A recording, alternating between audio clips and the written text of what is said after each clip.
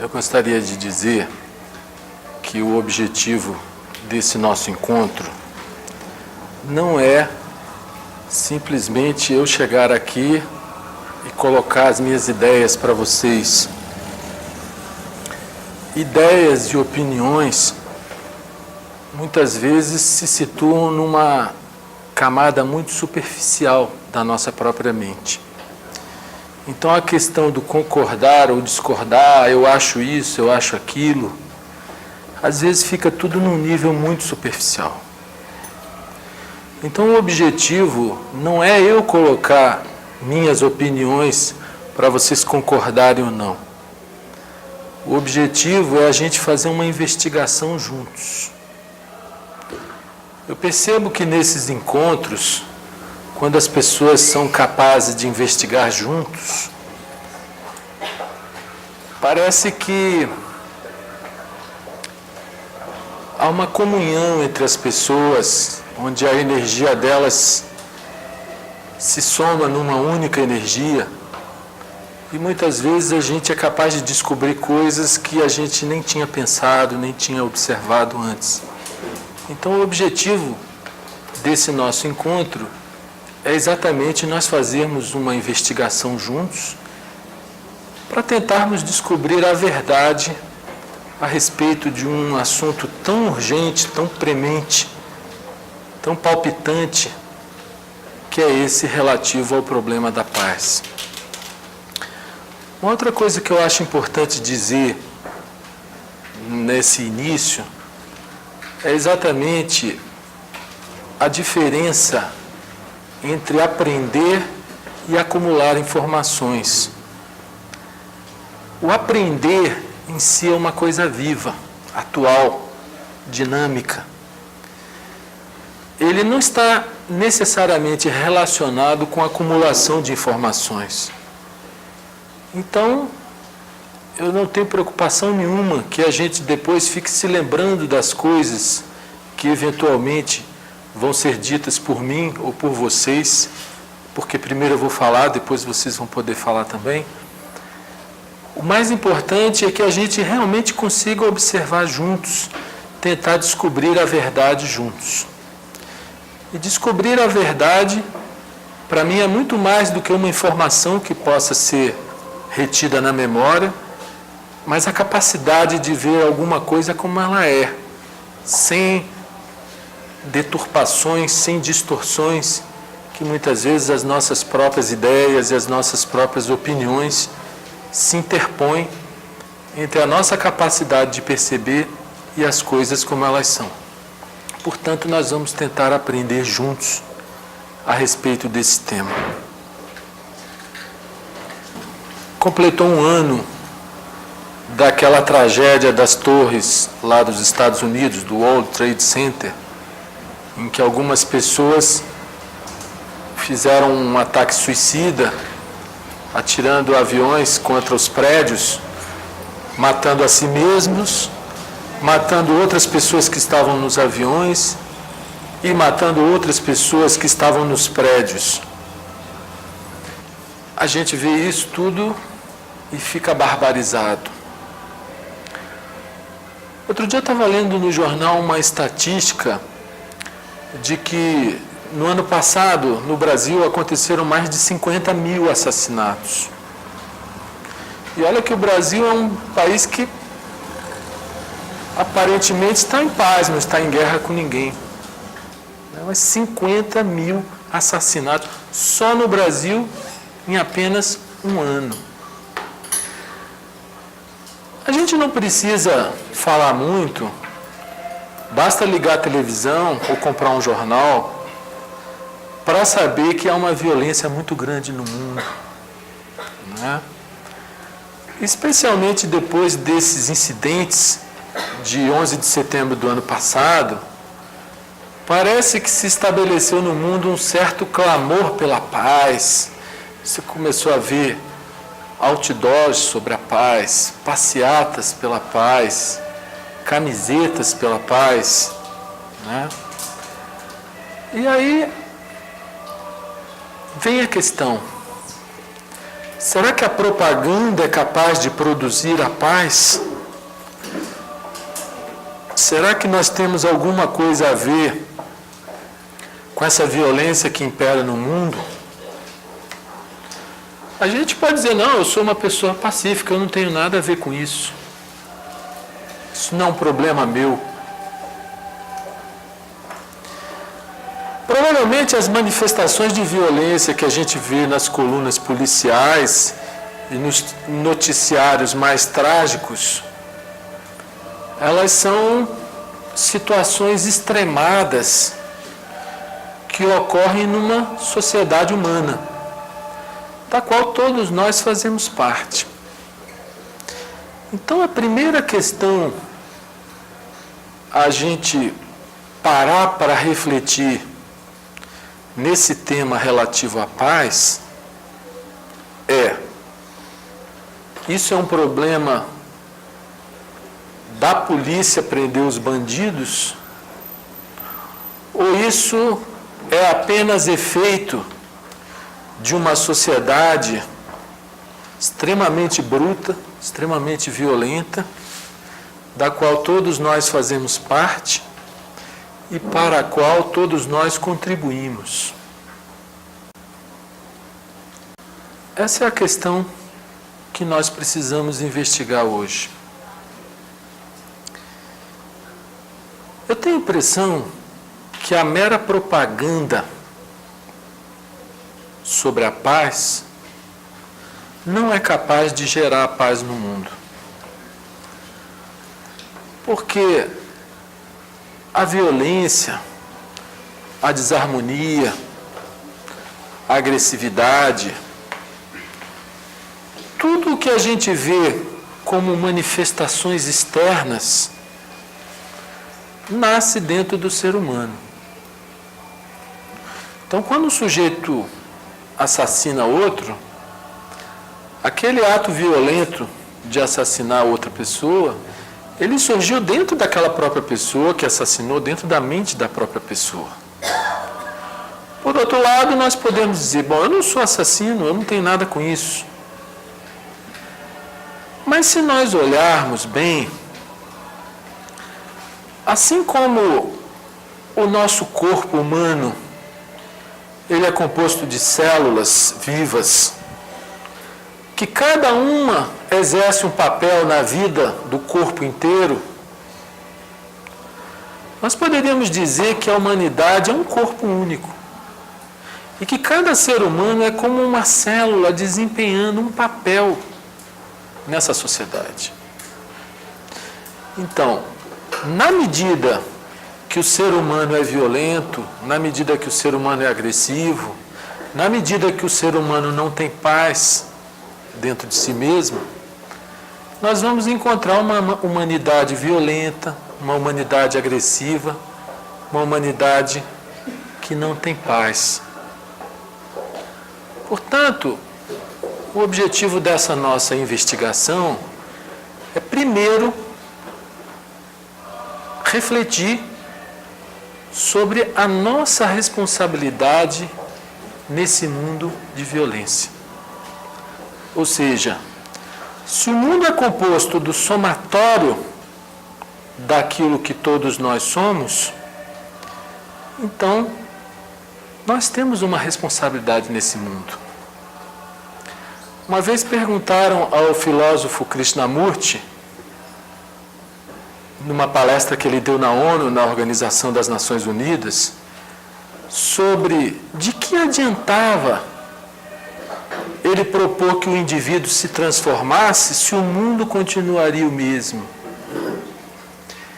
E ele então respondeu, transforme-se a si mesmo, e o senhor verá se o mundo continuará o mesmo.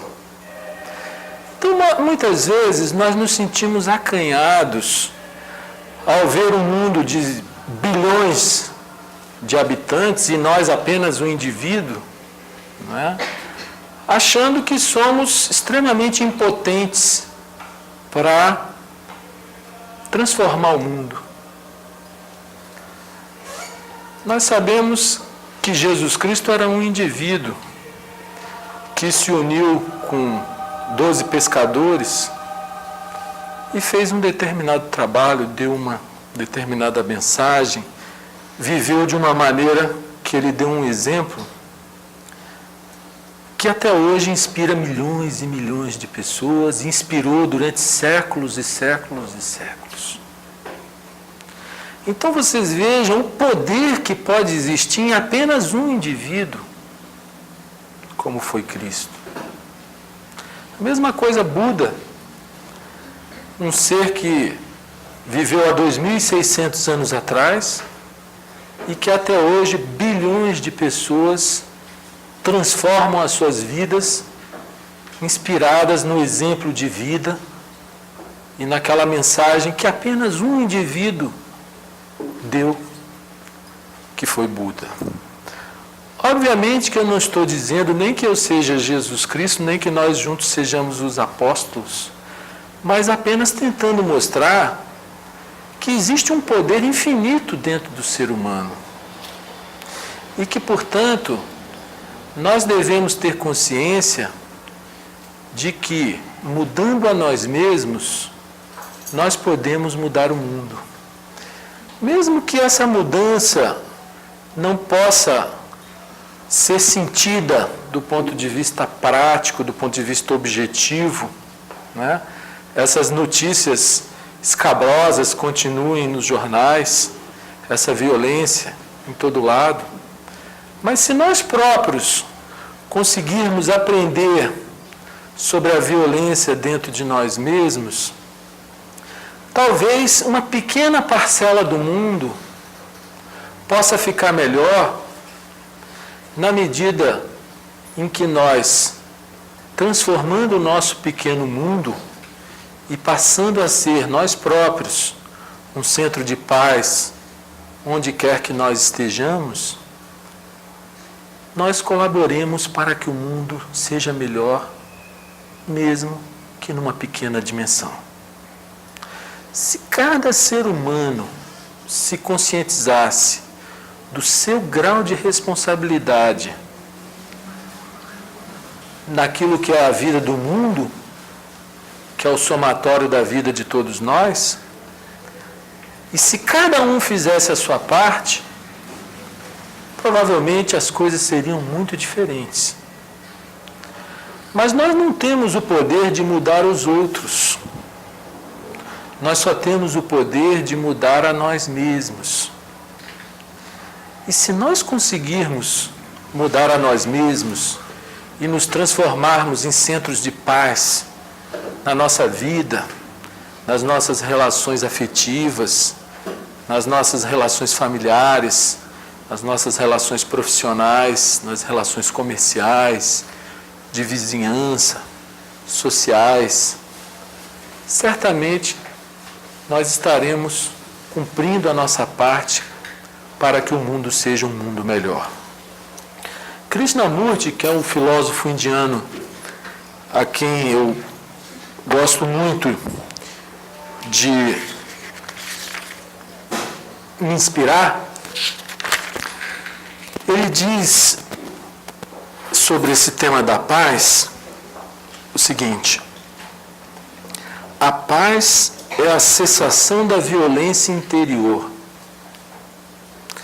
Esta violência que se expressa pela ambição, pela competição. E estamos nós dispostos, vós e eu, a abandonar as nossas ambições, a sermos como nada? Vejam bem, a gente acha que o problema da violência é caso da polícia. Mas a gente não percebe o quanto que a sociedade que nós formamos é uma sociedade extremamente violenta pela ambição, pela competição, pelo culto ao dinheiro, pelo culto ao sucesso, pelo culto à fama. Nós vemos na vida comercial, na vida empresarial, na vida social, grupos querendo sobrepujar grupos, pessoas querendo se impor, se autoafirmar, né? Pessoas querendo a fama a qualquer preço, querendo dinheiro a qualquer preço, né? Então nós temos uma sociedade extremamente competitiva, em que aquele que tem sucesso, ele é idolatrado como um Deus. Se ele é rico, se ele é o vencedor, ou se ele é famoso, ele é adorado como um ídolo. Agora, se ele é um perdedor, se ele é um fracassado, ele é desprezado. E ele não deixa de ser um ser humano exatamente como o outro que tem sucesso. Não é? Ele não deixa de merecer atenção, carinho e cuidado como qualquer pessoa merece. Não é? Então nós não percebemos que essa sociedade que nós criamos, cujo objetivo é a satisfação pessoal, é a satisfação do ego, é o consumismo, é uma sociedade por natureza violenta, sociedade por natureza ambiciosa. Só que essa ambição e essa violência está dentro de cada um de nós. Aí nós voltamos à pergunta: seremos nós capazes de aprender sobre a nossa própria ambição, sobre o querer mais e mais e mais e mais sempre? Será que nós seremos capazes de aprender sobre a nossa necessidade de preenchimento e de satisfação, em que a gente se coloca em primeiro lugar sempre? E repito, aprender é uma coisa viva, atual, dinâmica, que a gente só pode fazer no presente, observando a nós mesmos. Diz ainda o Krishnamurti nesse tema da paz: a paz reside em nosso íntimo e não no exterior. Só pode haver paz e felicidade no mundo quando o indivíduo, que é o mundo, resolver definitivamente alterar as causas existentes em seu próprio íntimo, as quais produzem a confusão, a tristeza, o ódio, etc. Então, o ódio, a violência, a tristeza, eles nascem dentro de cada um de nós. E só através do processo do autoconhecimento é que a gente pode aprender como nasce o ódio dentro de nós e não deixar que essa semente cresça e frutifique dentro de cada um de nós. Então, para mim não há dúvida de que nós somos diretamente responsáveis pela paz ou pela falta da paz no mundo. Cada um de nós. Sem querermos ser melhor do que ninguém, sem querermos ser messiânicos, apenas pela constatação de que o mundo é feito do somatório dos indivíduos, assim como o corpo é feito do somatório das células. E que dependendo da nossa atitude no mundo, o mundo pode ser melhor. Muito bem. Aí nós nos deparamos com a questão: serei eu capaz de descobrir a paz dentro de mim mesmo? Serei eu capaz de ser um centro de paz onde quer que eu esteja? Se nós pararmos e olharmos para as nossas próprias vidas, será que nós podemos dizer que nós somos um centro de paz? Nas nossas relações íntimas, nas nossas relações profissionais, empresariais, sociais. Não devemos desanimar, porque esse é um trabalho infinito. Como nós não somos perfeitos e não seremos perfeitos de uma hora para outra, esse é um trabalho para toda uma vida, talvez até para muitas vidas, se é que existem muitas vidas. Mas a gente nunca deve jogar as coisas para o futuro, deixando de fazer o que nos cabe fazer no presente. E a questão agora é: serei eu capaz de encontrar a paz dentro de mim mesmo e viver uma vida de harmonia, de tranquilidade, de felicidade? Eu estou fazendo essa pergunta para mim, para que cada um de nós pergunte a si mesmo. Se nós começarmos uma pequena viagem interior, observando a nós mesmos, nós já vemos que temos o corpo, que além do corpo temos emoções, e além das emoções temos pensamentos. O corpo, obviamente, quando ele está saudável, quando ele está corretamente tratado, bem exercitado, bem alimentado, bem descansado, ele tende a não trazer problemas para nós, salvo alguma situação especial. Mas a maioria dos nossos problemas, a maioria das nossas dores, a maioria dos nossos conflitos, a maioria das nossas perturbações, são perturbações emocionais e mentais. São problemas psicológicos. Se nós olharmos para dentro de nós mesmos e fizermos de novo essa pergunta: existe paz dentro de mim mesmo?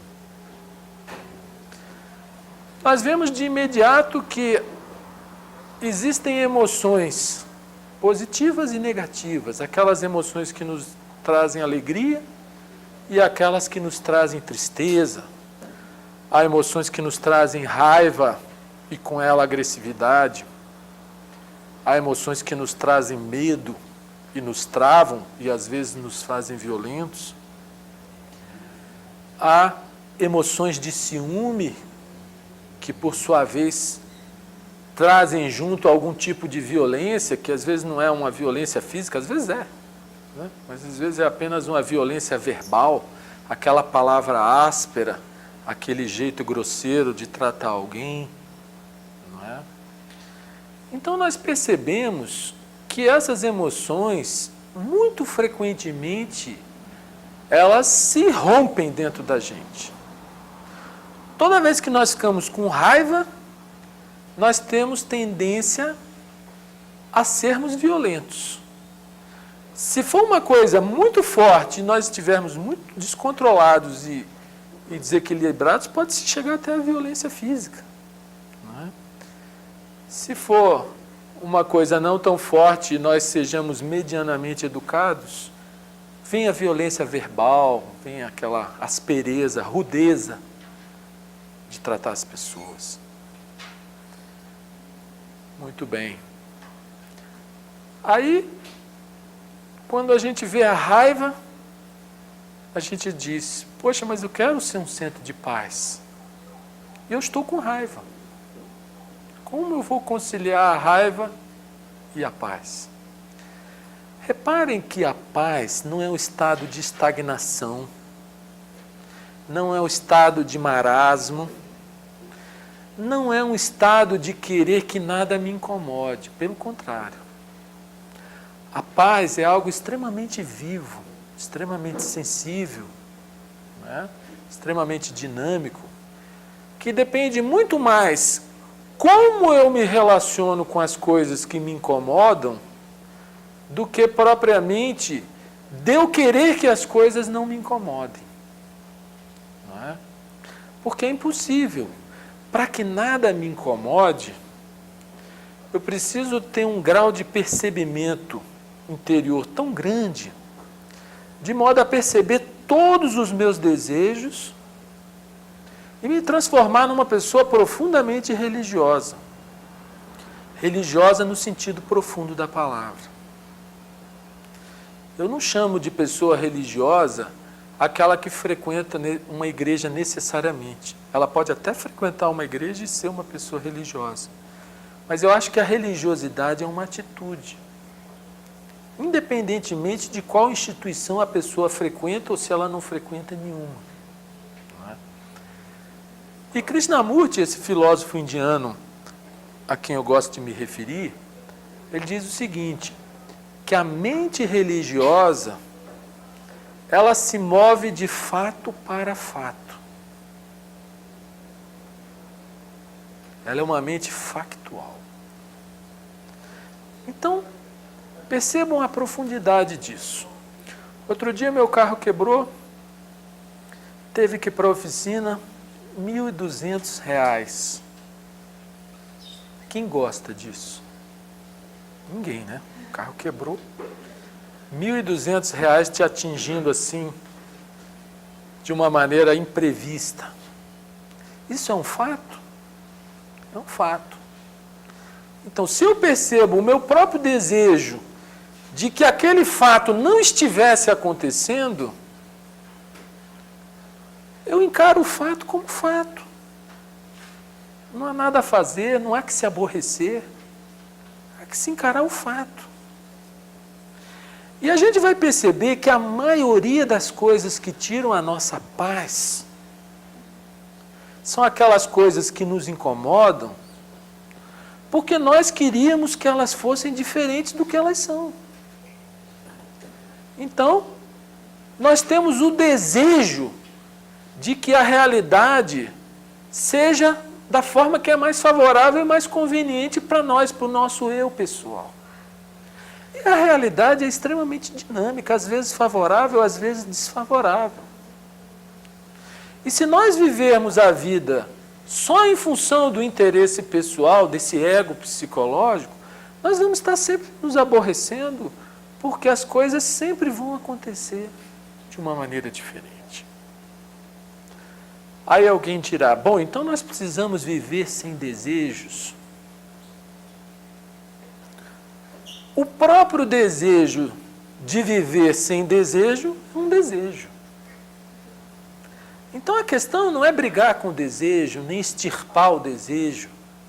É perceber ele em operação na nossa vida, no nosso dia a dia, a cada instante. Até o desejo de você, por exemplo, querer fazer uma boa palestra, é uma coisa do ego que pode afastar você das pessoas, ao ponto que isso aqui é muito mais do que uma palestra, é uma comunhão, é um encontro, é uma reflexão conjunta. Então o desejo em si, ele corrompe muitas coisas, mas ele não é um bicho de 7 cabeças. Ele é uma coisa simples, principalmente se nós aprendermos a nos desapegarmos da satisfação do desejo. Então, o ser iluminado, o yogi, ele se mantém em paz, em harmonia, quando seus desejos são realizados ou não. Mas o homem comum, o homem mundano, ele só fica satisfeito quando os seus desejos são realizados e muitas vezes fica enfurecido, encolerizado quando as coisas não acontecem como ele queria. Então, para nós nos tornarmos um centro de paz, nós precisamos aprender a respeito do desejo operando em nós. Agora, esse aprender não é reunir informações a respeito. É uma coisa dinâmica e viva que a gente faz a cada dia, a cada instante, no eterno agora. Esse negócio de aprender e reunir informações, é muito importante a gente entender isso, porque a gente é muito condicionado a intelectualizar tudo e querer pegar as coisas pelo intelecto para depois querer colocar em prática. E muitas vezes há um conflito entre aquilo que a gente botou na cabeça e a prática. Não é? Ao passo que aprender, ela já envolve necessariamente a prática. Reparem bem, você pode ter 20 aulas sobre como aprender a andar de bicicleta. Não é? Você vai ter todas as aulas descritivas, você vai ter todas as informações. Essas aulas vão te ensinar a andar de bicicleta? Não. Só na hora que você sentar em cima e tentar se equilibrar e cair uma vez, cair outra, tentar de novo, etc., etc., você vai aprender a andar de bicicleta. Então, aprender é uma coisa dinâmica, é uma coisa viva. É desenvolver uma habilidade e uma capacidade, o que é muito diferente de reunir e acumular informações na memória. Então, aprender a respeito do desejo, aprender a respeito do medo, aprender a respeito da raiva, aprender a respeito do ciúme, não é querer negar o ciúme ou a raiva quando eles vêm dentro de nós. É ver eles chegarem, é ver o nosso desejo que ocasionou aquela raiva, porque a gente queria que fosse diferente. Né? Ao ver, não ser guiado cegamente por aquela energia. E aí aquela raiva que veio à tona, nós simplesmente esperamos ela passar e ela vai embora, sem que a gente tenha que necessariamente passar uma palavra rude ou dar um bofetão em alguém. Não é? Então esse aprender é uma coisa extremamente dinâmica. E eu repito, sem o autoconhecimento, que é exatamente o processo de aprender sobre si mesmo e sobre a natureza humana, não é de acumular informações sobre si mesmo ou sobre a natureza humana. Aprender agindo, aprender no movimento da vida. Sem esse aprendizado, nós não seremos um centro de paz, nós continuaremos a ser pessoas agressivas, violentas, no trânsito, no trabalho, com os nossos empregados, com os nossos patrões, etc, etc. Então, reparem que, por mais simples que possa parecer essa questão, o desafio é muito grande. Imaginem cada um de nós lançando a si próprio esse desafio. Serei eu capaz de ser um centro de paz e de harmonia onde quer que eu estiver? Só que isso tem que vir de uma dimensão mais profunda, não pode ser uma resolução intelectual ou um desejo do ego psicológico. Por quê? Porque eu vou sair daqui, ali no trânsito um cara vai me dar uma fechada, eu vou xingar ele, aí eu vou me desanimar, eu vou dizer, poxa, que paz é essa que eu estou pregando ou que eu estou procurando? Né? E eu me lembro de uma passagem da presidente internacional da Sociedade Teosófica, Radha Burnier, que ela diz o seguinte, que o que se espera do aspirante à espiritualidade é aquela determinação de uma criança que está aprendendo a andar. Né? A criança que está aprendendo a andar, ela vai dando aqueles passinhos, cai, às vezes se machuca, mas ela quer aprender, ela levanta de novo, e ela cai de novo, e ela levanta de novo. Assim nós devemos considerar os tropeços que nós tivermos na vida, na hora que a gente falar uma palavra rude com alguém. Se houver dentro de nós aquela vontade imensa de realmente ser um centro de paz, nós vamos passar por aquele tropeção e vamos levantar de novo e vamos continuar tentando. Não é? Essas questões emocionais todas, elas têm um poder muito grande sobre nós, principalmente porque elas vêm do inconsciente, elas não são percebidas. Às vezes a pessoa está mordida pelo ciúme. E você diz para ela, você está com ciúme. Ela diz, eu estou com ciúme. Não é? Ou com raiva. Porque ela não se percebe. Aquela emoção muitas vezes vem na pessoa com uma força tal do inconsciente que ela bloqueia a capacidade de percepção da pessoa. Então é preciso uma autoobservação permanente e uma autoobservação isenta. Não é aquela autoobservação que está julgando, condenando, eu não posso sentir isso, eu não quero sentir aquilo, eu quero me livrar desse ciúme, por exemplo. Mas é apenas uma observação serena, né, que permite que aquela energia se dissipe. Mas se nós formos nos aprofundando no nosso espaço interno, nós vamos ver que além das emoções existem os pensamentos. E nós então perguntamos, Os nossos pensamentos são harmônicos? Os nossos pensamentos são de paz? Essa pergunta cada um de nós deve fazer a si próprio. Se nós olharmos um pouquinho, e é difícil olhar para os nossos próprios pensamentos, nós veremos que eles são um barulho permanente. O nosso pensamento é rápido, ele passa de um assunto para o outro, do outro para o outro, do outro para o outro, numa velocidade assim incrível. E ele está sempre comparando, julgando, pensando na vida dos outros, criticando, invejando. Não é? O movimento do pensamento, por incrível que pareça, ele é quase que caótico. E aí? Como é que nós vamos nos transformar num centro de paz se o movimento do nosso pensamento é um caos? Desde a hora que a gente acorda até a hora que dorme, ainda fica pensando de noite através dos sonhos. É possível haver paz sem que a mente esteja em paz? Essa é uma pergunta séria e difícil. Difícil por quê? Porque o pensamento ele tem uma velocidade tal e uma energia tal que ele não pode ser reprimido.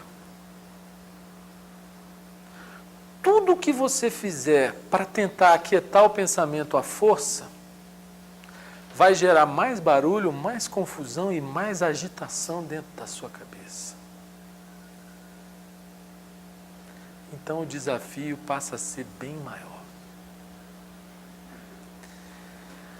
Uma vez eu vi uma passagem que o Krishnamurti fala o seguinte, que não existe a minha mente e a sua mente.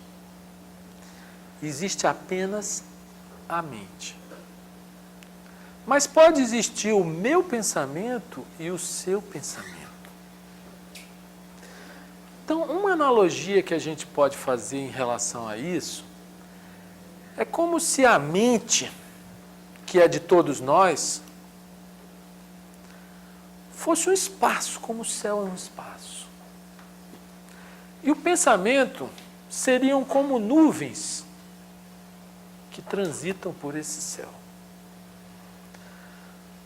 Quando o céu está carregado de nuvens, totalmente bloqueado, o que acontece? A luz do sol não brilha. Não é? Então, mais importante do que a gente querer aquietar o pensamento à força, ou querer artificialmente reprimir os pensamentos, é perceber o movimento do pensamento. É perceber que existem dias de chuva e dias de sol claro. E perceber que nós podemos ser capazes de produzir uma mudança. Normalmente, quando nós estamos com um problema sério, o que acontece? A mente fica agitadíssima. A gente fica procurando a saída, a solução, e não consegue achar. Exatamente porque a mente está muito agitada, e normalmente esses problemas, eles decorrem de coisas que nós não conseguimos compreender, de interesses da nossa própria cabeça em conflito. Não é? Às vezes a gente quer uma coisa e quer o oposto dessa coisa. A gente quer coisas incompatíveis. A gente quer ir para São Luís do Maranhão e quer ir para Gramado, no Rio Grande do Sul, ao mesmo tempo. Você não tem solução. Você ou vai para lá ou vai para cá. Né? E aí o que acontece? A mente quer tudo ao mesmo tempo. O pensamento quer tudo ao mesmo tempo. E aí nós ficamos presos no problema. Só na hora em que nós somos capazes de serenar esse movimento do pensamento, é que a gente pode enxergar claramente e encontrar naturalmente a solução do problema. Tá? Então a gente pode perceber que na nossa própria mente existem faixas vibratórias diferentes. E nós podemos operar nessas faixas, mudar, igual quem muda a sintonia de um rádio de AM para FM, nós podemos mudar a faixa vibratória da nossa própria mente. Tem um pensamento das cartas dos Mahatmas em que um mestre diz o seguinte: pode-se fazer trabalhar a mente com rapidez elétrica em alta excitação. Bude, porém jamais. A calma deve reinar sempre em sua clara região. Então, Bude é uma faixa da nossa mente onde vem as intuições, onde vem aquela percepção direta, que não é verbal, que não é... aquela coisa que a gente sabe intuitivamente, aquele centro de sabedoria mais profundo que existe dentro de cada um de nós. Pois diz o texto, nessa clara região, a calma deve reinar sempre. Então, quando você deixa o pensamento se movimentar em alta rotação, o que acontece quando a gente tem interesses em jogo? O pensamento entra em operação de uma maneira muito rápida, muito sagaz, para ganhar, para lucrar, para se dar bem, para conquistar.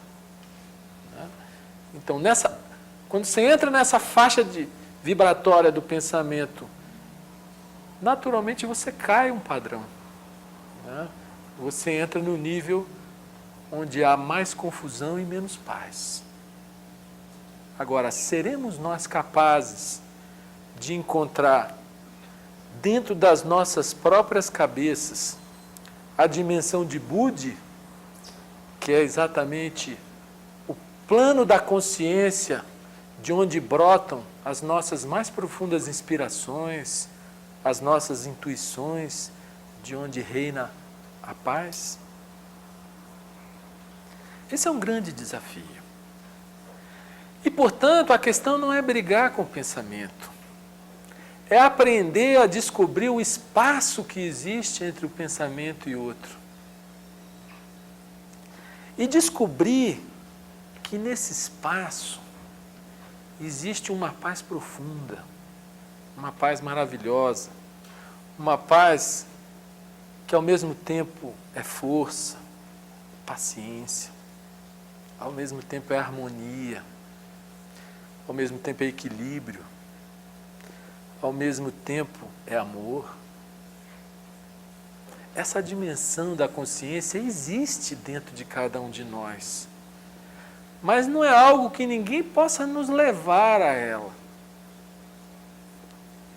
Cada um de nós irá descobrir ou não, dentro de si próprio, esse espaço, esse silêncio entre os pensamentos. O Krishnamurti fala dessa questão do silêncio, porque reparem bem,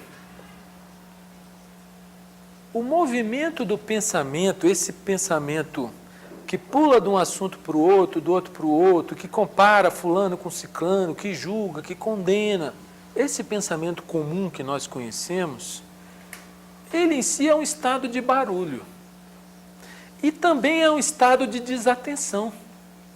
Reparem bem, o pensamento se move sozinho de um assunto para o outro, do outro para o outro, como se fosse um cavalo sem cavaleiro, sem rédeas. Não é? Mas nós não vamos brigar com o cavalo, porque o cavalo é muito mais forte do que nós. Nós vamos aprender a domar ele. Não é? Então,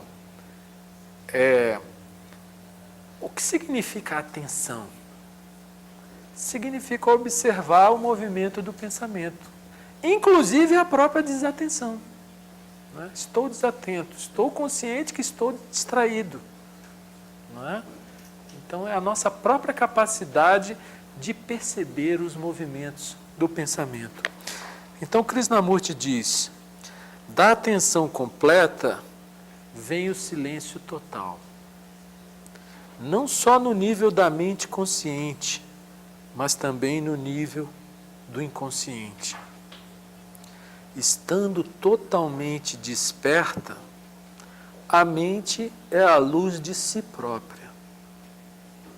Nesse silêncio encontra-se a paz.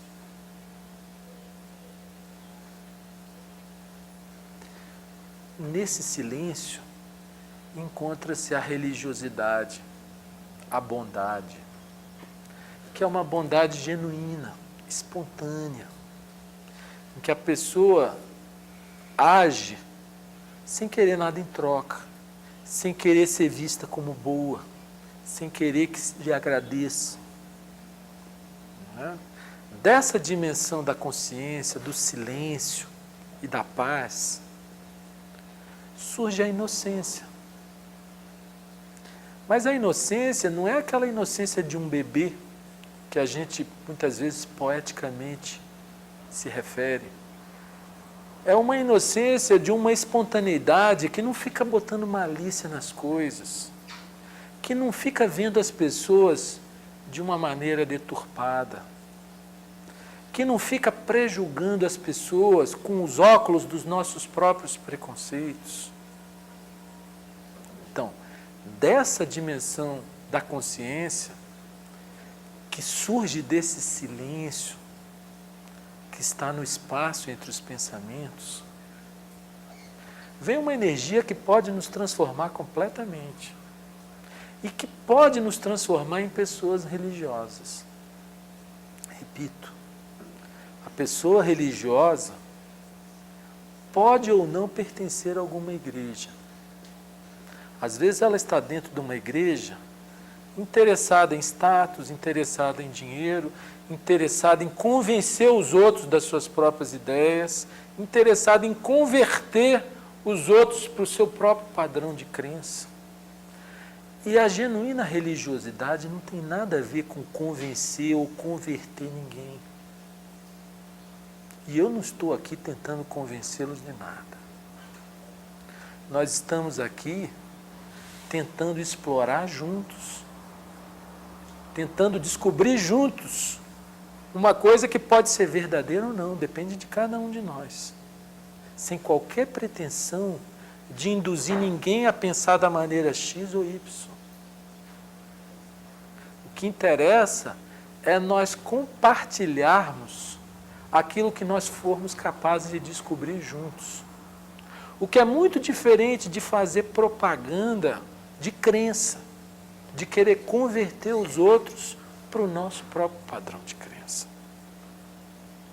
Então, tocando essa dimensão da consciência, em que a paz, em que a harmonia, nós podemos transformar as nossas vidas e transformar esse mundo.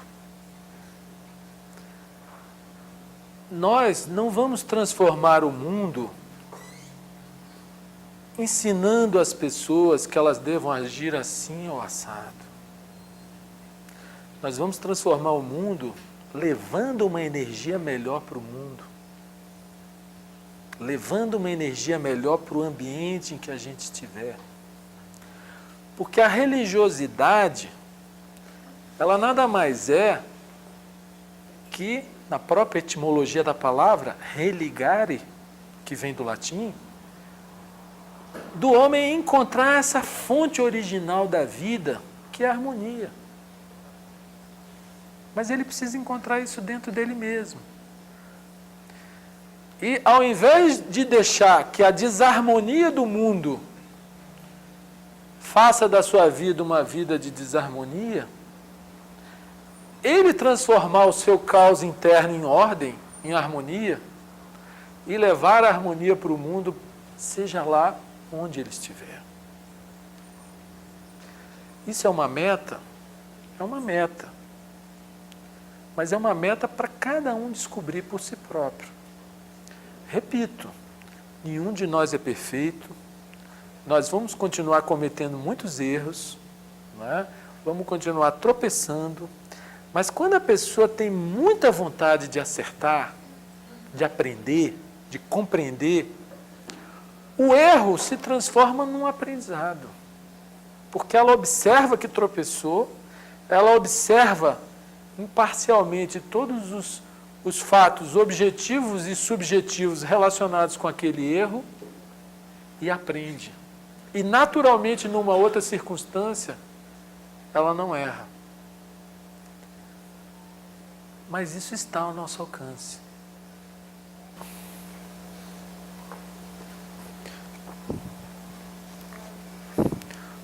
O Krishnamurti, que é esse grande filósofo que morreu em 1986,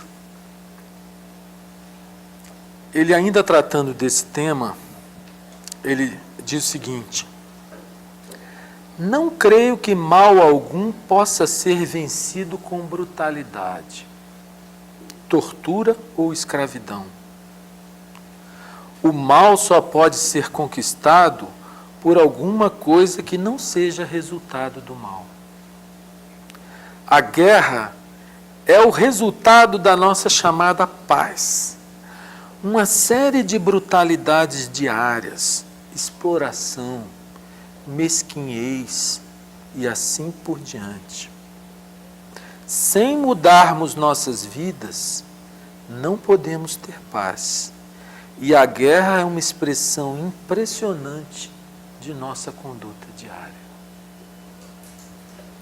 Então, mais uma vez, ele está mostrando que nós somos o mundo.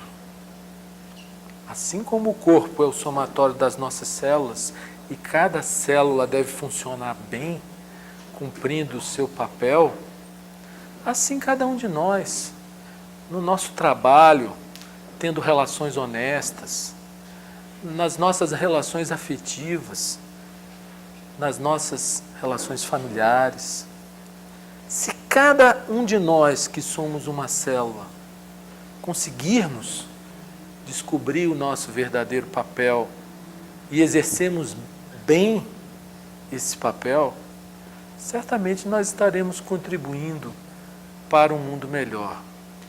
Na medida em que nós próprios não compreendemos sequer a nossa vida, o nosso espaço interno é o caos, e a gente vive que meio que aos trancos e barrancos, procurando satisfação nos nossos desejos, sem saber porquê, procurando dinheiro, amores, fama, e ao mesmo tempo não nos satisfazendo com aquilo que a gente consegue, porque é incrível essa questão do desejo, tem um poder muito grande sobre cada um de nós. A pessoa que vive apenas em função do desejo, ela tem uma alegria no momento em que ela realiza o desejo, né? Quando ela passou no vestibular, quando conquistou aquela garota, ou quando comprou aquele carro, ela tem aquela alegria, mas aquela alegria é muito efêmera, ela se esvai muito rápido, porque a pessoa logo começa a desejar outra coisa e continua sendo uma pessoa infeliz, insatisfeita. Então, aprendendo a respeito do desejo, das nossas emoções, aprendendo a respeito dos nossos pensamentos e descobrindo o espaço que existe, o poder que existe nesse espaço, nós podemos transformar as nossas vidas. Eu queria encerrar lembrando de um texto indiano chamado Upanishads, que ele fala assim: há uma paz que ultrapassa o entendimento, mora no coração daqueles que vivem no eterno. Há um poder que renova todas as coisas, vive e atua naqueles que conhecem o eu como um. seremos nós capazes de descobrir a dimensão da consciência, onde reina essa paz que ultrapassa o entendimento? Seremos nós capazes de trazer essa paz para nossas vidas e com ela nos elevarmos e, consequentemente, melhorarmos o mundo? Esse é um desafio para todos nós.